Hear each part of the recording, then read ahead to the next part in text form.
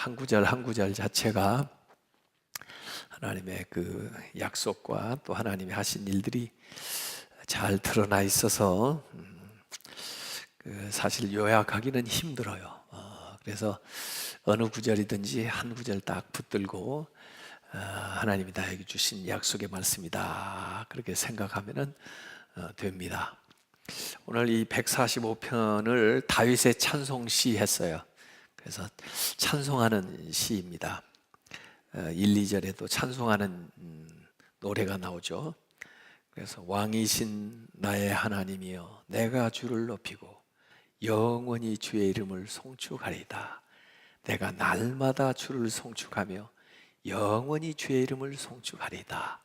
이렇게 찬양하는 걸로 시작해서 마지막 21절에도 내 입이 여호와의 영예를 말하며 모든 육체가 그의 거룩하신 이름을 영원히 송축할지로다. 이렇게 해서 찬양시라는 것을 앞뒤로 이렇게 표현을 해줬어요. 근데 찬양을 하는데, 하나님의 이름을 높이는데, 송축하는데 날마다 영원히, 날마다는 반복적인 거고 영원히는 지속적인 거고, 그렇죠. 영원히 찬양도 해야 되지만 날마다 찬양을 하는 거죠. 매일 반복하면서 그것이 영원히 지속되는 거, 이렇게 찬양을 하겠다. 더구나 왕 나의 하나님, 또 주님의 이름을. 그런데 오늘 이제 말씀을 읽어보면 좀 대조적인 개념이 서로 보완적으로 나타나는 것들이 있어요. 우선 첫 번째 나오는 게 하나님은 위대하시다. 그러면서 하나님은 선하시다. 이게 대조적이면서 사실은 보완적이에요. 하나님은 위대하니까 큰 일들 많이 하시고 대단히 능력이 많으시고 그러지만 거기에서 끝나지 않고 하나님은 선하셔서 그 약한 사람이라든지 억울한 사람이라든지 또 비록 조그마한 일이라도 거기에 관심을 많이 기울이시면서 그들에게 은혜를, 또 그들에게 긍휼을, 그들에게 인자하심을 이렇게 베풀어 주는 거예요. 그래서 위대하심과 선하심이 이 보완 관계를 이루는 거예요. 그래서 하나님의 그 위대하심 가운데 능력, 위엄, 권능, 이런 것이 측량할 데가 없다. 엄청 큰 걸 얘기하고, 그 다음에 하나님은 선하신데 그 은혜, 선대해 주시는 거, 긍휼, 그 인자하심이 또 한이 없다. 이렇게 돼 있어요. 그러니까 위대하지만 만약에 선하심이 없다고 하면 어떻게 하겠어요? 그건 그 위대하심이 별로 우리한테 효과가 없는 거죠.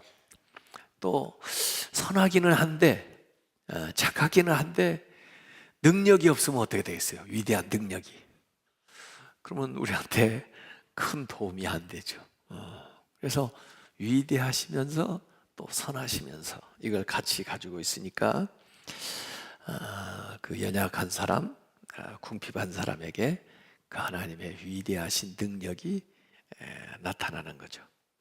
그래서 왕이시면서도 또 그러면서 우리하고 가까이 계시면서 우리를 도와주시는 그런 하나님을 여기 고백을 하고 있어요. 그래서 성경에서도 보면 이 마리아의 찬가, 사실 이 마리아의 찬가는 한나의 기도에서 그 영감을 받았다고 볼 수도 있는데, 이 마리아의 기도에 보면 누가복음 1장 52절 53절에 보면 이런 말씀이 나옵니다. 권세 있는 자를 그 위에서 내리치셨으며 비천한 자를 높이셨고 줄이는 자를 좋은 것으로 배불리셨으며 부자는 빈손으로 보내셨도다. 그래서 하나님이 이렇게 역전을 시키는 거예요. 그러니까 하나님이 선하실 뿐만 아니라 능력이 많기 때문에 때로 권세 있는 자를 그 위에서 내리치고 비천한 자라 할지라도 하나님이 높여주고, 줄인 자에게 먹을 걸 주고, 또 부자라 할지라도 빈손으로 보내시는 그런 능력이 있으시면서 또 선하신 하나님, 요걸 이 시편 기자는 그 고백을 하고 있습니다. 그래서 이제 9절까지 쭉 내려보면서 9절에 여호와께서는 모든 것을 선대하시며 그 지으신 모든 것에 긍휼을 베푸시는도다. 그러니까 10절에 여호와여 주께서 지으신 모든 것들이 주께 감사하면서, 왜 선대하시니까 또 주의 성도들이 주를 송축하리이다. 왜? 긍휼을 베푸시니까. 이렇게 해서 하나님은 창조주이면서도 그 피조물들에게 지극한 관심을 가지시고 그들을 선대하고 또 그들에게 긍휼을 베푸니까 그 모든 것들이 하나님께 감사하고 또 하나님의 이름을 송축한다. 이렇게 나옵니다. 오늘 이 시편 145편에 보면 주의 이름, 주의 나라, 주의 업적, 주의 통치, 뭐 이런 게 반복적으로 나와요. 주의 영광. 그래서 하나님의 이름, 또 하나님의 나라, 하나님의 영광, 하나님의 업적, 이런 것들을 찬양한다. 되게 이게 우리 주기도에도 나오는 거잖아요. 주의 나라가, 주의 이름이, 또 주의 영광이 이렇게 임하게 해달라 그런 기도를 하는데, 이미 그것을 보면서 하나님께 찬양을 하는 거예요. 그래서 주의 통치가 대대에 이른다. 이 11절부터 13절까지 나옵니다. 그래서 하나님의 나라, 업적, 영광, 이름이 영원하고 온전하고, 그 다음에 그 전지전능하심과 권세와 영광이 무궁해서 한이 없으시다. 이걸 이제 고백을 하고 있어요. 그 크신 하나님이 우리를 도와주시니까 이제 14절부터 아주 구체적인 이야기들이 나오는데, 여호와께서는 모든 넘어지는 자들을 붙드시며 비굴한 자들을 일으키시는도다. 넘어지는 자들 붙들어준다. 또 비굴한 사람들은 일으켜준다. 또 15절에는 모든 사람의 눈이 주를 앙망하오니, 아마 궁핍 한가운데, 도움이 필요한 가운데, 또 물질이 없어서 주님을 바라보나 봐요. 어떻게 좀 해달라고.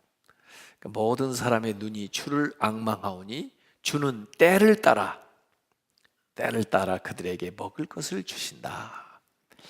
때를 따라 아침, 점심, 저녁 그 때를 따라 주기도 하고, 또 사실은 필요에 따라 건강이 필요할 때는 건강, 또 물질이 필요할 때는 물질, 또 자녀들이 필요할 때는 자녀의 복, 또 앞길이 열려야 될 때는 복, 이게 때를 따라 주는 거거든요. 그래서 때를 따라 그들의 필요한 것을 주신다. 또 16절에 손을 펴사, 하나님의 손을 펴서 모든 생물의 소원을 만족하게 하시나이다. 먹을 것만 줘요? 그 마음의 소원을 하나님이 손을 베푸셔가지고, 손을, 긍휼의 손, 능력의 손을 펴셔서 그 소원을 만족하게 해준다. 그래서 사실 여기 15절, 16절은 우리가 식탁에 둘러앉아서 하는 기도를 연상을 시키는 거예요.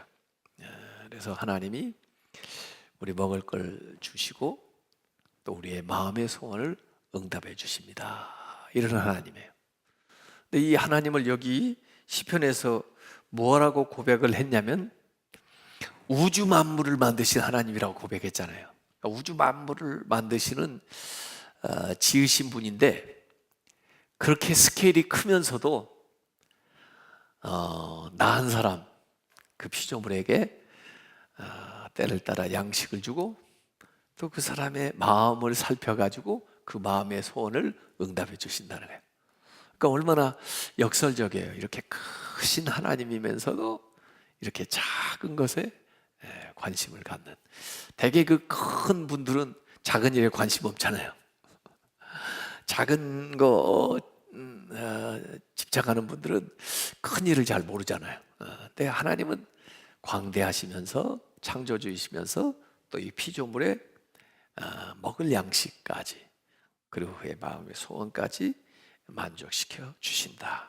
이게 참 오늘 역설적인 얘기예요. 위대하시지만 선하시다.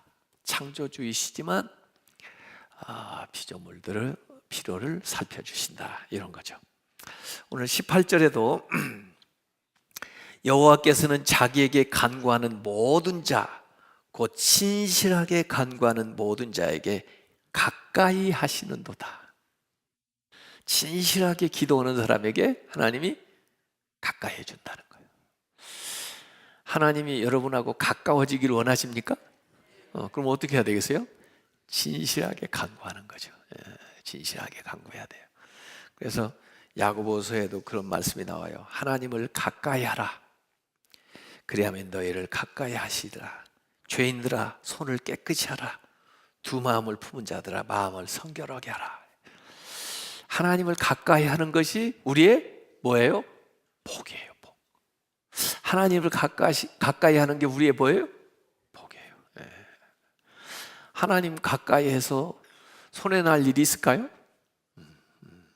하나님은 가까이 해야 돼요. 사탄은 멀리 해야 되고요. 사탄은 가까이 해서 좋을 일이 아무것도 없어요. 하나님은 가까이 할수록 복이에요. 얻어먹을 게 많아요. 하나님이 가까우면 이렇게 주시는 게 많아요. 근데 하나님을 가까이 하게 하기 위해서는 어떻게 해야 돼요? 진실하게 기도해라. 이 기도라는 걸 가만히 생각을 해보면요, 기도하기 전에는 하나님이 그 3인칭이에요. 나와 그 히 3인칭으로 하나님이 존재해요. 근데 하나님 아버지 딱 부르면 그 3인칭이 2인칭이 되는 거예요. 나와 너 이렇게 관계가 되는 거예요. 그러니까 가까워진 거죠. 하나님이 살아계시고 우주에 충만하시지만 기도하지 않을 때는 나와 그 관계예요. 그러나 내가 하나님 하고 진실로 부르면 하나님이 당장에 나와 너의 관계로 가까워지는 거예요. 2인칭의 관계가 3인칭은 아니고. 그래서 진실히 기도하는 사람에게 가까이해요. 그래서 우리가 기도가 하나님을 가까이 사귈 수 있는 방법입니다. 하나님만 가까워지면 다 해결되는 거예요. 하나님이 가까이 오셔서 이렇게 살펴봐가지고 양식이 필요하구나, 양식을 주고, 지금 몸이 좀 아프구나, 건강해지고, 지금 앞길이 열려야 되겠구나, 앞길을 열어주고, 자녀의 그 문제가 있구나, 그 문제를 해결해 주시고.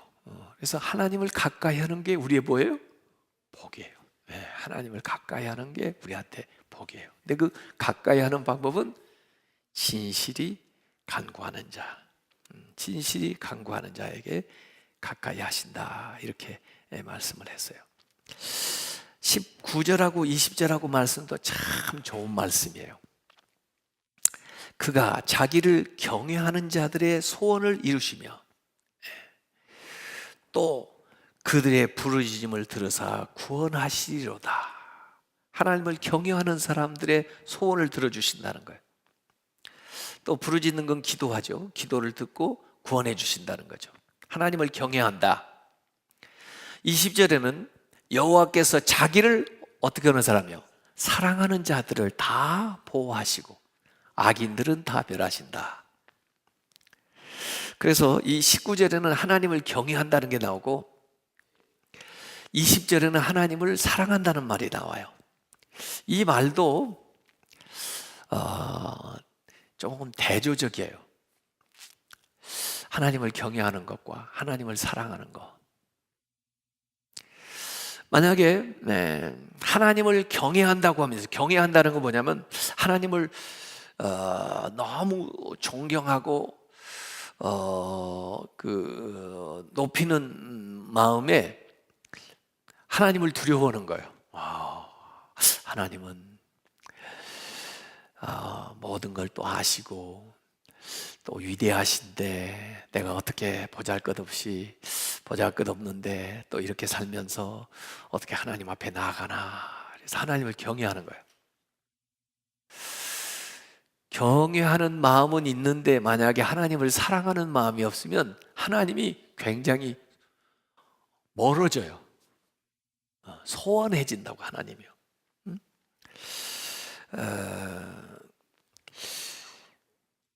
그래서 하나님을 경외하기는 하는데 사랑이 없는 것도 안 좋고, 하나님을 사랑하기는 하는데 하나님을 사랑하니까 하나님이 가깝고 하나님이 좋고, 그런데 하나님을 경외하는 마음이 부족하면 어떻게 될까요? 버릇 없어져요. 버릇 없어지는 거예요. 하나님을 사랑하기는 하는데 경외하는 마음이 부족하면 좀 버릇 없어지는 거예요. 하나님이 너무 익숙한 나머지, 너무 그냥 친밀한 나머지 하나님 앞에 갖춰야 될 것들을 제대로 못 갖추는 거예요. 그러니까 하나님을 경외하면서 사랑해야 돼요. 이게 두 개가 균형을 맞춰야 되는. 아까 하나님은 위대하시면서 하나님은 선대하신다, 우리에게. 그게 하나님에게서 이렇게 균형이 있어야 크신 하나님이면서도 보잘것없는 나한테 긍휼과 은혜를 베푸시는 그 하나님인 것처럼 우리가 하나님을 경외하면서도 사랑을 해야 되는 거예요. 하나님을 경외하기는 하는데 사랑이 없으면 늘 하나님이 두려워요. 무서워요. 그래서 가까이 가기가 힘들어요. 경외는 하는데. 근데 하나님을 사랑한다고 하면서 경외하는 마음이 없으면 경건하지 못하고 또 너무 하나님 앞에 버릇없이 굴 수가 있어요. 그래서 이 두 가지가 같이 우리에게 있어야 돼요. 하나님을 경외하면서 사랑하는 거. 그래서 나름의 그 하나님 앞에 자신을 돌아보면서 경건한 생활, 거룩한 생활을 하면서도 또 그렇다고 하나님을 멀리하지 않고 가까이 하는, 요게 우리 안에서 이 텐션을 이루어야 되는 거예요. 하나님 안에서 위대하심과 그 긍휼하심이 텐션을 이루는 것처럼 우리에게도 하나님을 경외하는 것과 하나님을 사랑하는 것이 이렇게 텐션, 긴장 관계 속에서 조화를 잘 이루어야 균형 있는 믿음 생활을 한다, 그 말이에요. 그래서 굉장히 중요한 이야기가 나오는 거예요. 여기 하나님을 경외하는 자는 하나님이 그 소원을 들어주시고 하나님을 사랑하는 자는 하나님이 보호해 주신다, 이거예요. 여러분의 마음의 소원이 응답되길 원하십니까? 그러면 하나님은 어떻게 해야 돼요? 하나님을 경외하고. 여러분이 하나님의 완전한 보호하심을 받기를 원하십니까? 그러면 하나님은 어떻게 해야 돼? 사랑해야 되고. 그래서 경외하심과 사랑하는 것이 이 밸런스를 잘 이루어야 우리의 소원도 이루어지고, 그리고 우리의 하나님의 그 완벽한 보호하심을 이렇게 받는 거죠. 이 자녀들을 위해서 이렇게 기도해 보니까 정말 우리가 뭐 기도가 필요한가를 알겠더라고 보니까요. 어린 아이들 이렇게 보면은요, 이 아이들이 건강하게 그 시기에 맞게 잘 자라야 될 거 아니에요. 또 본인만 잘 자라면 어떻게 해요? 그거 가지고 부족해요. 보호해 줘야 돼. 사건 사고와 세상으로부터 안전하게 보호를 해줘야 될 거 아니에요. 그러면서 그 아이가 그 마음이 또 그 성품이 주님을 이렇게 닮아간 사람으로 돼야 될 거 아니에요. 이게 사실은 신앙생활 안에서 되어지는 거지, 그러지 않으면 어떻게 할 방법이었어요. 아무리 부모래도 어떻게 걔를 항상 지켜주겠어요. 어떻게 그 아이의 속사람까지 그렇게 건강하게 온전하게 만들어 가겠어요. 어떻게 그 온 신체 발육이 건강하게 제때에 잘 자라게 어떻게 돌봐주겠어요? 기도 아니고는 할 방법이 없어요. 그 아이도 그렇지만은 우리의 인생 자체가 그래요. 그래서 우리가 하나님을 경외할 때 하나님 우리의 마음의 소원을 응답해 주시는구나. 우리가 하나님을 사랑할 때 하나님이 우리를 보호해 주시는구나. 요걸 여기 고백을 하고 있는 겁니다. 그래서 여기 시편 이제 20편에 여호와께서 자기를 사랑하는 자들을 다 보호하시고 악인들은 다 멸하시리로다. 요 말씀을 딱 읽고 보니까 제가 시편 1편이 떠오르더라고요. 왜냐하면 이제 시편 우리가 150편까지인데 거의 지금 사부 예배 때 하나씩 읽어온 게 지금 거의 3년 되는 것 같아요.